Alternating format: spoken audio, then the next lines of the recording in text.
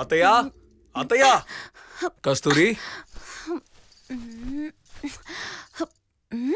రండి చిన్న మావయ్య గారు. కాలేజ్కి వెళ్లకుండా ఊరంతా తిరుగుతున్నావా? అలాంటిదేం లేదు, ఈ రోజు లీవు. అవును, నువ్వేం చేస్తున్నావు? చూస్తే తెలియడంలా.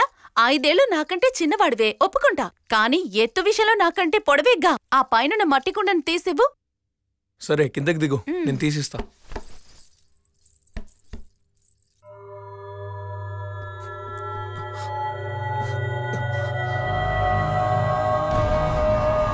దాన్ని అందుకోరా.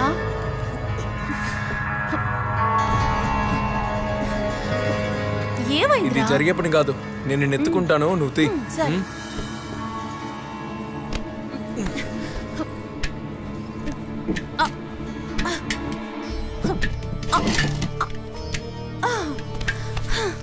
దీన్ని తీయడానికి ఎంత ప్రయాస. పద వెళ్దాం.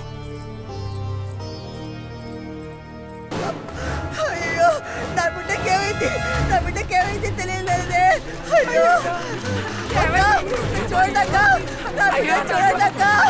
అయ్యో ఏమైంది? ఏమైంది? త్వరగా బండి తీరా, బండి తీసుకురా త్వరగా.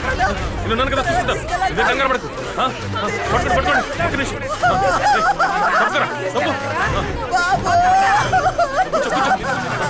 గట్టిగా పట్టుకో.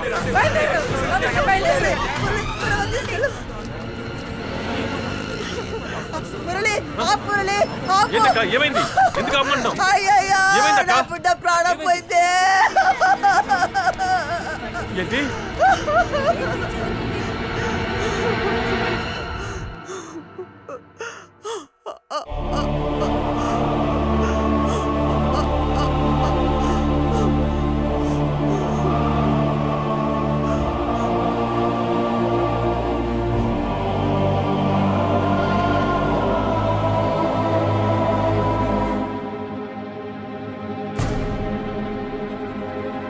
అందరూ అలా మౌనంగా ఉంటే ఏంటి అర్థం? పెద్దయినా ఏదో చెప్పండి. మాట్లాడడానికి ఏముందయ్యా? ఈ 7 పోలేరమ్మ బిడ్డ, మహాలక్ష్మి బిడ్డ, ఇప్పుడు రాజమ్మ బిడ్డ, ఇలా పిల్లలందరినీ బలి చేసుకుంటున్నాం. దీన్ని ఎలాగైనా ఆపి తీరాలి. అందుకే ఇక్కడికి వచ్చింది. మాట్లాడి ఏమవుద్ది? ఈ ఊళ్ళో ఉండడం కంటే చావడం మంచిది. రే పాండే, ఏడ్రా మాట్లాడుతున్నా? ఎవరు మూసుకోరా? మీరు ఊరుకోండి. వాడిని ఎందుకు మాట్లాడద్దంటున్నారు? వాడు మాట్లాడిన దాంట్లో తప్పేముంది? పార్వతి, పంచాయతీలో ఆడవాళ్ళు మాట్లాడకూడదు. పంచాయతీలు ఎదురు పడితే మాట్లాడకూడదు. ఏం మాట్లాడాలి అది మాట్లాడండి అయ్యా ముందు. అయ్యా, 2 ఇళ్లలో శుభకార్యం జరుగుతుంటే 4 ఇళ్లలో చావు కబురు వింటున్నామయ్యా.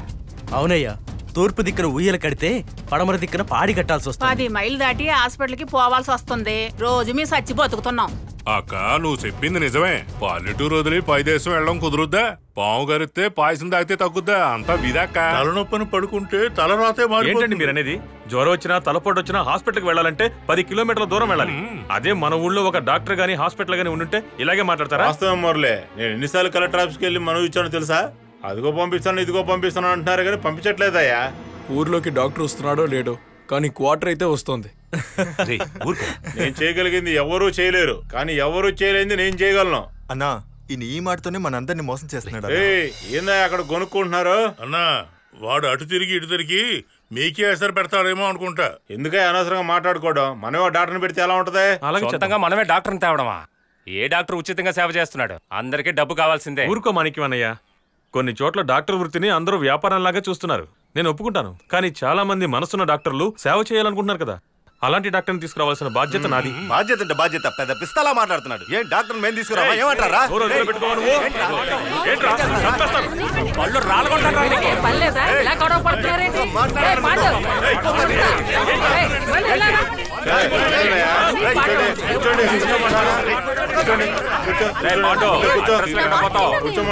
కూర్చోండి. ఏం చేద్దామంటారు చెప్పండి. గొడవ పడుతుంటే ఎట్టాగా? చెప్పు మురళి, ఏం చేద్దాం? చూడండి అన్న, మళ్ళీ ఇంకోసారి ఊరి వాళ్ళందరి దగ్గర సంతకాలు తీసుకుని ఒక అర్జీగా నాకు ఇవ్వండి. నేను కలవాల్సిన వాళ్ళని కలిసి మంచి డాక్టర్ని తీసుకొస్తాను. నా మాట నమ్మండి. మురళి చెప్పినట్టు డాక్టర్ని పిలుచుకురానివ్వండి. ఆయన వచ్చాక ఖర్చులని నేనే భరిస్తాను. ఏమయ్యా, నేను చెప్పింది బానే ఉందా? అందరికి సమ్మతమేనా? వీళ్ళందరూ పెద్ద మనుషులు, ఇదొక పంచాయతీ. వీళ్ళంతా చూస్తా.